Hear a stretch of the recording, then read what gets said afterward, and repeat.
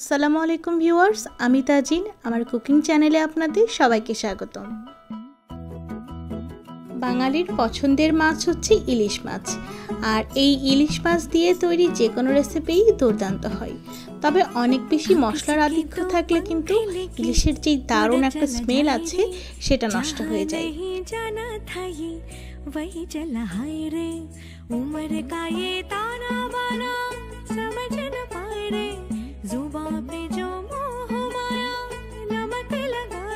তৈরি করছি ইলিশের তেল ঝাল রেসিপি।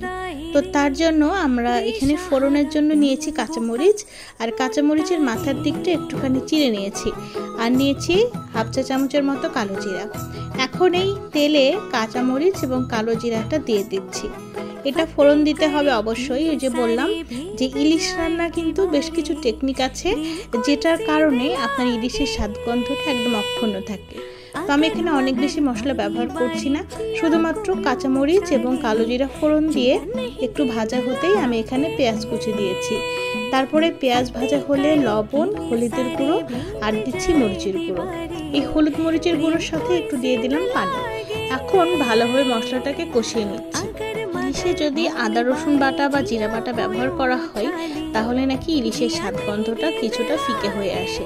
এভাবে একদিন রান্না করে দেখতে পারেন, আশা করছি খুব ভালো লাগবে। তো মশলাটা কষানো হলেই আমি এখন এখানে দিয়ে দিচ্ছি মাছগুলো। তারপরে পানি দিয়ে দিচ্ছি। যতটুকু গ্রেভি রাখতে চান সে অনুপাতে পানিটা দিতে হবে একটু বুঝে।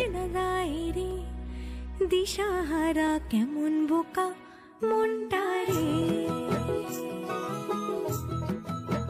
মাঝখানে একবার ঢাকনা খুলে আমি মাছটাকে একটু উল্টিয়ে দিয়েছিলাম।